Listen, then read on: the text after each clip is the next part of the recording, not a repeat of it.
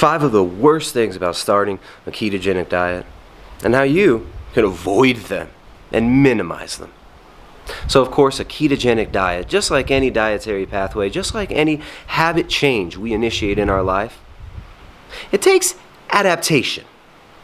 It takes time to adapt. It takes some energy. It takes willpower. But you got to understand that there's a light at the end of the tunnel. So I've listed 5 common things that people run into, 5 common difficulties that people encounter when getting adapted to a ketogenic diet. A ketogenic diet, of course, is a diet that is low in carbohydrate. It is a carbohydrate restricted or carbohydrate-less diet, depending on which way you do it. A lot of people like to have a ketogenic diet that is based around animal foods, animal fat, including some plants, including some fiber. Other people find that they do much better on a more carnivorous ketogenic approach. Regardless of which approach you're taking, a carnivore keto approach or a ketogenic diet, including plants and fiber, it does take time to adapt. A ketogenic diet is low in carbohydrates. It is a diet where you are burning fat for fuel. When you pull those carbohydrates out, your body begins to burn fat as its primary fuel source. A ketogenic state is very beneficial for balancing blood glucose levels, for maintaining low insulin levels and low blood sugar levels, for reducing inflammation. And a ketogenic diet can be very, very powerful for completely eliminating conditions like type 2 diabetes, for lowering chronic inflammation in the body, and even for people who have traumatic brain injury. In fact, a ketogenic diet and a carnivorous ketogenic diet are very, very effective for depression and anxiety as well, due to the neurological changes that happen in the state of ketosis, where your body's going to favor GABA production, which is a very inhibitory, very soothing neurotransmitter, as opposed to glutamate, which is very excitatory. So a ketogenic diet has many benefits, which we get into a lot on this channel. And over the years, through coaching thousands of clients, both privately and in our Keto and Carnivore Collective, our community coaching, which we do almost every month, that you could sign up for the August session right now. We've got about 2 weeks left at the time of release of this video. To sign up for the August session of the Keto and Carnivore Collective, you can find a link in the description down below. But a ketogenic diet is powerful. But like any diet, like any lifestyle change, like any habit change we initiate, it takes some time to adapt. So, 5 things that you might have trouble with on keto. Number 1, when you're starting out a ketogenic diet, the most obvious one is going to be carb cravings. And if you're used to guzzling down the Ben & Jerry's every night, like I used to take down 2 pints of Ben & Jerry's every single night. If you're used to having high levels of sugar in the diet, you might find that it's kind of difficult to get rid of the cravings, right? Especially if you're still consuming carbohydrates regularly. And when you start out a ketogenic diet, you're going to have a few cravings for the first few days at least. But what is amazing, what is so incredible, is that there's a light at the end of the tunnel. When you pull out those carbohydrates, when you're not giving yourself the constant blood glucose spikes, when you're keeping your insulin levels low, you stop craving them. Now, for some people, it just takes a few days. I find that with clients who are very overweight, who've got like 50 to 100 pounds to lose, those carb cravings go away within like 3 to 4 days. In some cases, it might take a week or 2. You might have this little nagging voice in the back of your head telling you, feed me the carbs, give me the sugar. But after you get adapted to this diet, they are completely eliminated. So understand, when you're going through those carb cravings at the beginning, that you are going for a long-term habit formation here. It took a while to get to where you were as far as body composition and health goes. And of course, it takes some time to dig ourselves out of the pit that we've dug ourselves into, or to climb out of the pit that we dug ourselves into. Understand that with time, those carb cravings go away. Now, what can you do other than just looking at the long-term goals and focusing on what it is you're really doing with this diet? What can you do to minimize those carb cravings? One of the first things that I would recommend is make sure you're getting enough protein. A lot of people when they start out a ketogenic diet are not getting sufficient protein. A lot of people when they start out a ketogenic diet are not even getting sufficient fat. Some people are doing too much fat, which we'll talk about a little bit later. But make sure that you get sufficient protein when you're starting out. Now, what is sufficient protein? One of the most easy recommendations I could give as far as sufficient proteins go would be about 0.8 grams per pound of your lean body mass. Or if you've got a lot of body weight to lose, if you've got a lot of fat that you want to lose, do 0.8 grams per pound of your desired weight. All right, that's going to be enough to give you satiety. It's not going to be way too much to where you're oxidizing protein for energy. Protein is incredibly important. Protein is crucial regardless of what diet you're on, whether it's a high carbohydrate intake diet or a low carbohydrate ketogenic diet. We all have minimum protein requirements. So focus on the nutrient-dense, fatty animal foods. Pick the steaks before the cakes, and those cravings are going to subside and you're going to feel satiated. Right? Especially if you're getting sufficient fat as well. Now, if you're trying to burn body fat, of course, long term, we can burn either fat from the body or fat from the plate, fat that we eat. In the beginning of a ketogenic diet, it's very important to get sufficient fat to where we're satiated. So focus on those nutrient-dense animal fats, where you're getting those fat-soluble vitamins in, where you're getting the nutrition your body needs, and you're not going to crave the carbs very, very soon. Another thing you can do is make sure you're getting enough salt. Right? Sometimes we think we're hungry, but we're actually just thirsty. Sometimes we think we're hungry, but we're actually just craving sodium. Think about a lot of these processed junk foods that are out there. Potato chips, French fries. These things not only have a lot of carbohydrate and are fried in really crappy polyunsaturated fatty acid seed oils, which should be avoided by everybody, regardless of if you're on a ketogenic diet or a high carbohydrate diet. But these foods are also very high in something that the body needs.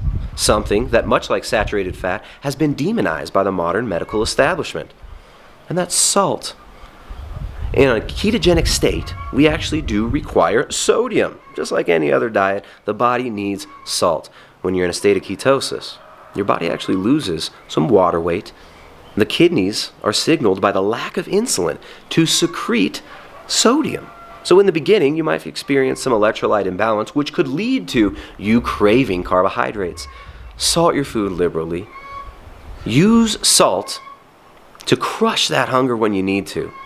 And you will help get rid of those carb cravings, which after a few days, up to a few weeks depending on the situation, will be gone regardless. Alright, so keto slays cravings long term. I want you to understand that long term those carbohydrate cravings are going to go away. So be patient, get enough protein and fat, get those salts in, and you're going to be okay. The next thing that a lot of people experience that can be off-putting in the beginning when you're starting out keto is low energy. Now, you're pulling out the carbohydrates, your body's having to get adapted to burning fat, and you might be craving foods, and you might just have low energy in general. During the first few days, during the adaptation phase of a ketogenic diet, the body has to generate more mitochondria. And when you're burning glucose, you don't need to push that glucose through the mitochondria in order to generate energy. But in a ketogenic state, you actually will be generating more mitochondria, which are the powerhouses of the cell, which actually produce ATP. So when you're getting adapted, you might feel a little sluggish. You might feel a little bit tired. Understand that this passes. All right, now, just like the first point we made, patience and understanding the long-term goal is crucial here. Something you can do to make sure that your energy levels stay sufficient is get enough energy in from the diet, from protein and fat. All right, focus on the fatty animal foods. If you want to eat a big old fatty ribeye steak for breakfast, you can. That's one of the most amazing things about a ketogenic diet. You're not skimping on the fats. So give yourself some fat for energy. And even if you're trying to burn body fat long term and you understand that you can burn fat from the plate or from the body, you must understand that when you're getting adapted to the diet, you need some energy. So don't restrict your calories too much. If you're hungry, don't starve yourself. And just like with the first point, get sufficient sodium. When we secrete sodium, we can get low blood volume. Right? If we have insufficient electrolytes, if we're not balanced in our electrolyte consumption, we can have low blood volume. That can make the heart have to work a little bit harder. People can get heart palpitations when they're low on sodium. This can all be completely mitigated by getting enough salt in. So salt that food liberally and enjoy salty, fatty, meaty foods. Well, nobody ever complained about eating steak and eggs. Nobody ever complained about the fatty, delicious animal foods which you can eat in abundance on a ketogenic diet. So that low energy state will pass. You're generating more mitochondria. Your body actually sometimes needs to rest. Some people might feel like taking a nap during the day during those first few days of adaptation. This might be due to the body's necessity to generate those mitochondria. So give yourself the building blocks you need. Give yourself the protein, the fat-soluble vitamins, the fatty animal foods. Focus on your long-term goals. Understand that after this adaptation period, you are going to feel much better. In fact, usually people after a few days, if you've got a lot of body fat to lose, sometimes just after 1 or 2 days, usually people start feeling significantly better, have stable, steady energy and steady blood glucose throughout the day, and feel good and energized without the need to be constantly snacking to stabilize blood glucose levels and without the constant cravings for food. So you're going to have energy. You're going to have stable, sustainable energy. You're going to have improved cognition and mental clarity very soon. Look at the light at the end of the tunnel and understand that it just takes time to adapt. Now, the third thing that people might experience when they're getting adapted to the diet, which we've kind of hinted at and which ties into the last 2 points, is what people call keto flu. All right? The keto flu. Sounds gross, right? Understand that this doesn't happen to everybody. You might not experience any symptoms at all. Some people feel great right off the bat, like I said, especially people who've got a lot of body fat to lose. But the keto flu passes, and it passes quickly, and it can be pretty much completely mitigated and eliminated by making sure you're getting sufficient electrolytes. Most of these keto flu symptoms that people experience, headache, brain fog, fatigue, low energy, lethargy, can be completely stopped and halted in their footsteps, halted on the tracks by getting sufficient sodium. All right, make sure you're getting enough salt. Magnesium and potassium are very important as well. Sodium, magnesium, potassium, calcium are electrolytes. Your body needs electrolytes to make electrical energy. To actually make energy in the body, to actually stay alive, we require a certain amount of electrolytes in the blood. When you're starting out a ketogenic diet, low insulin triggers the body, triggers the kidneys to release sodium. If you have insufficient sodium, that's going to throw off your potassium-magnesium balance as well. So make sure you're getting enough salt. Salt your food liberally. Having things like broth with salt. Sometimes people take little bouillon cubes. Those can be good for certain situations. They're kind of more refined than most foods that I like to recommend on a keto diet. But depending on where you're at, there are different things you can do to mitigate that. All right, so having some bone broth with some added salt. Making sure to eat potassium-rich foods. Actually, meat, fish, seafood. Very, very rich in potassium. And also making sure, now this is one that a lot of people don't think about and a lot of people aren't aware of, but minimize the anti-nutrient content of the diet. When you're eating foods like almonds or spinach, you're going to be getting a lot of what are called oxalates in the diet. Oxalic acid, very, very high levels of oxalic acid are in many nuts and seeds as well as foods like spinach, and this can actually block and bind up electrolytes in the body. So even though spinach on paper seems to have a significant amount of potassium, what's crazy is that oxalic acid will bind to potassium, will bind to the calcium in there, and can actually cause issues with electrolytes in the body. Right? It's going to block mineral absorption. So avoid high intake of nuts and seeds. Probably best to avoid high intake of oxalates altogether, regardless of what type of diet you're on. And if you check out our website, primaledgehealth.com, we've got a low oxalate food list that you can check out as a resource. And there will be a link to the website down below in the description. Now, that one's in the free members section of our website, the low oxalate food list. Make sure to check that out. Now, one of the most common things that we find in adapting to a ketogenic diet, especially when people are getting that keto flu type symptom, one of the most common things that we've noticed is that getting enough salt and making sure to get enough fat and protein can really help. Another thing that people might experience with the so-called keto flu is difficulty digesting foods. You might not be used to digesting protein and fat. You might not have the digestive enzymes required to break down some of these foods. Sometimes it can be useful to use a little bit of like ox bile salts or betaine HCl. If you have low stomach acid, a lot of former vegans, which we see a lot of former vegans as clients who've been on nutrient deficient vegan diets, a lot of them have very low stomach acid and poor gallbladder function. So sometimes using a little bit of ox bile salt if you have poor gallbladder function. or using some betaine HCl to increase your stomach acid temporarily while you're getting adapted to the diet. That can be useful. So the keto flu, many ways to mitigate that. Not such a big deal, not as bad as many people make it out to be, and it passes rather quickly if you even experience it at all. If you do things right, you don't have to experience it at all. In fact, what we find is in our Keto and Carnivore Collective, we hear about keto flu so little now that it's actually pretty amazing. When I first started coaching clients, certain practices like people eating a lot of spinach, people eating almond butter, what I've noticed is that when you minimize these oxalate-rich foods and you focus on eating the right foods, the keto flu doesn't seem to be an issue much at all. So if you want to sign up for the next Keto and Carnivore Collective, check out the link in the description down below. Number 4. The number 4 thing that some people run into, the number 4 issue that I've listed here, are social issues. Now, you're starting a ketogenic diet, you're eating lots of saturated fat, you're skipping the cakes, you're eating the steaks. Some of your friends and family might not like this decision. There are many reasons why this happens. Right? Some people are attached to the idea that animal foods are bad. Some people are attached to the idea that animal fats are bad, that these animal fats are going to kill you. They're going to clog up your arteries. They're going to fill your blood with nasty fat.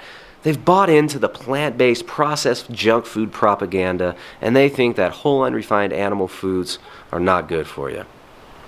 It's best not to argue with people about this stuff. Some people are just stuck in their ways. Some people just want to give you a hard time because they might even feel a little bit intimidated, right? They might feel guilty about what you're doing because they might know deep down inside that their dietary habits are not benefiting them. Right? I can't tell you how many times I've had clients come to us and tell us about the conversations they've had with their overweight brothers and sisters, their overweight friends and family, who are telling them saturated fat is bad while they're chomping on a donut, right? So it's best to avoid the arguments. You don't have to talk about your diet, especially in the beginning if you're not so sure about what you're doing. Focus on getting in the good, nutrient-dense, unrefined foods. Focus on building your foundation of habits. Don't worry about justifying them to other people. When you go out to eat, you don't have to tell anyone you're on a diet. Just order a steak, order some fish, get your burger without a bun if you want to, and move on. Hey, Ari, keep it down. I'm trying to make a video here, girl. So yeah, the social issues, they can come up. They will come up. But it's best to not worry about it so much. Understand that with time, you're going to become more comfortable with these conversations. You're going to be more comfortable with what you're doing and with the decisions that you're making for your long-term health. And when you go out to eat and someone offers you a piece of cake, it becomes really easy to say, no thanks, it looks great, but I'm going to pass today. I just don't want any right now. You don't have to explain yourself. You don't have to tell them, no, I'm not eating that because carbs are bad. You don't have to even, look, carbohydrates are not bad in and of themselves anyways. But it's best sometimes to live and let live.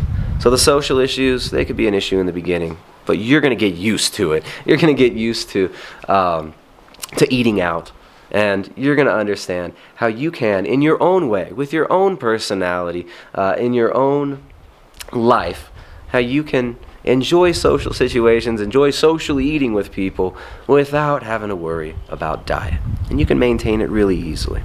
All right, the 5th thing is keto confusion. The 5th issue that a lot of people run into when they're starting a ketogenic diet is just decision fatigue. The rider's playing a little soccer behind me. You might notice that there's a lot of conflicting, confounding, confusing information on the internet. A lot of people out there giving you their opinion on the best way to do this diet, the best way to do that diet, and everybody on the internet, everybody out there on YouTube, all the marketers have their own little edge. And a lot of people are just trying to freak you out to make you profitable. So the keto confusion, don't overthink it. Don't spend hours and hours reading conflicting information. Make your decision on what you're going to do. Try it out on yourself. Be objective in how you're measuring your results and how you're measuring your enjoyment of the lifestyle changes. And don't worry so much about all the conflicting, confusing information out there. There's only so much you can read up on any one subject without confusing yourself and confounding yourself. So don't focus on what all the keto repeatos are out there saying. Stick with what you're doing. Enjoy the ride. And stop searching around for confusion. A lot of us like shop for confusion on the internet, right? Google doctoring every symptom we have, constantly doubting what we're doing and looking for something else. Stick with what you're doing. Be objective about it.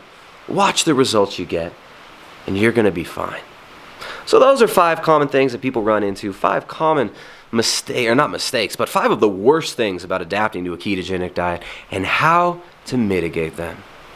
So remember, when you're adapting to the diet, it does take time. Get enough electrolytes in, get the proteins and fats in. Gracefully manage those social situations without creating too many arguments.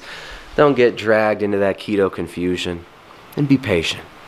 Ketogenic diet is a very, very powerful way of maintaining stable blood glucose, of burning body fat, and of managing our relationship with food, of completely rearranging our relationship with food. So, if you want more, you can check out primaledgehealth.com. When you're getting adapted to a ketogenic diet, you want to make sure that you have a solid foundation of food prep habits as well. So make sure to check out the Carnivore Cookbook. 0-carb recipes for people who really love animals. That's available now in print as well as an ebook. You can see a link down in the description below. And if you're interested in coaching, you can hit us up for the Keto and Carnivore Collective. Our group coaching, we do 2 live interactive voice chats every single week. The next session starts in a couple weeks from the release of this video. And we're super excited to get started on the next one. This month has been awesome. We've been doing this for over a year now, the Keto and Carnivore Collective group coaching. And after coaching people on a ketogenic diet for about 5 years, I find that this is a much better way of doing it than doing just the one-on-one coaching consultations. You get more time with us, more live interaction with us. We do it in a Discord server, a private Discord server where you're able to interact with each other, support each other, and learn from each other's experience. And you have full access to your coaches, Jessica and myself, throughout the entire month. So check out the Keto and Carnivore Collective. We're getting started on the next one soon. Every once in a while we take a month off, but we tend to do it almost every month. You can find more at primaledgehealth.com. Remember, you're way more than what you eat. So get off the computer, stop shopping for confusion on YouTube. Get out there and live your life.